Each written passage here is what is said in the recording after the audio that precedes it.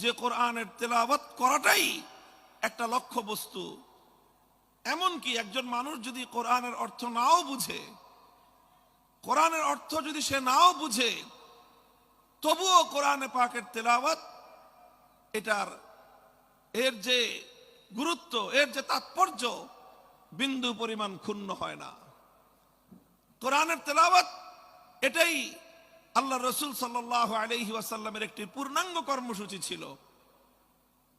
পৃথিবীতে একমাত্র কিতাব, একমাত্র গ্রন্থ যার রিসাইটিং এবং যার তেলাওয়াত এটি একটি বড় ধরনের প্রভাব তৈরি করতে পারে। পৃথিবীর অন্য কোন গ্রন্থ, অন্য কোন কিতাবের অর্থ না বুঝে পাঠ করা, অর্থ না বুঝে সেটি পড়া, এর কোনো প্রভাব নাই। সেটা যে কোনো বিষয়বস্তুর গ্রন্থ হোক, বই হোক।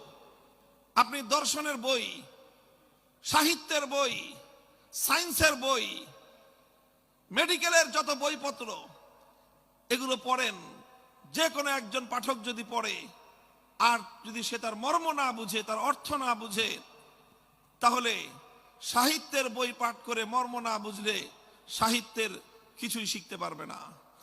দর্শনের বই না বুঝে পড়লে কোনো লাভ নাই। সায়েন্স বিজ্ঞানের বই না বুঝে পড়লে কোনো লাভ নাই।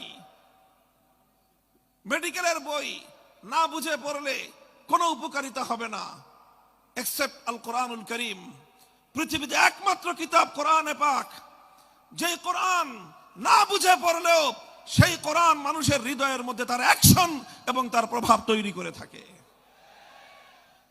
কোরআনে পাকের তেলাওয়াতের মধ্যে আল্লাহ পাক রব্বুল আলামিন সেই মাহাত্ম্য রেখেছেন, সেই তাৎপর্য রেখেছেন।